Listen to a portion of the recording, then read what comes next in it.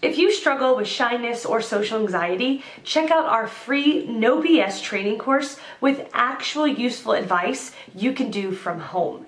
None of that just get out there nonsense. The link is in the description below. For now, let's get to today's question.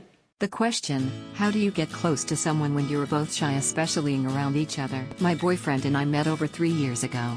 We are both quiet people and introverted in many ways. On our first date we drove around the city and listened to music all night. It helped not put pressure on us to socialize too much. Oddly enough, we spoke about so much that night. My advice would be to not worry too much and not feel like you aren't enough just as you are.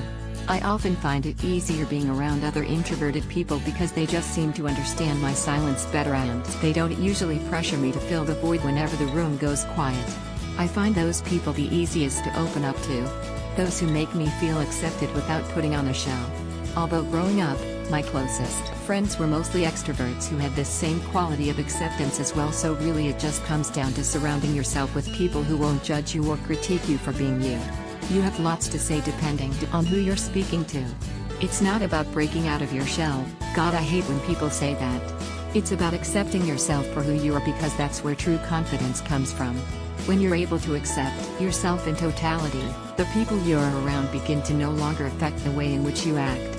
You no longer need the acceptance of others to be comfortable enough with yourself to be yourself. So don't look at shyness as something to overcome. Shyness isn't anything more than reserved empathy. But I will say that you've got to push past the fear of being you. The fear of being present isn't the problem.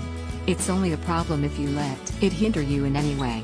So if you want to be the initiator, then be the initiator. The only person stopping you is you. Find more answers and a free audiobook on how to talk to anyone in the description below. No useless advice like just get out there. I mean actual useful advice from people who have really dealt with shyness and social anxiety and overcome it in their own lives.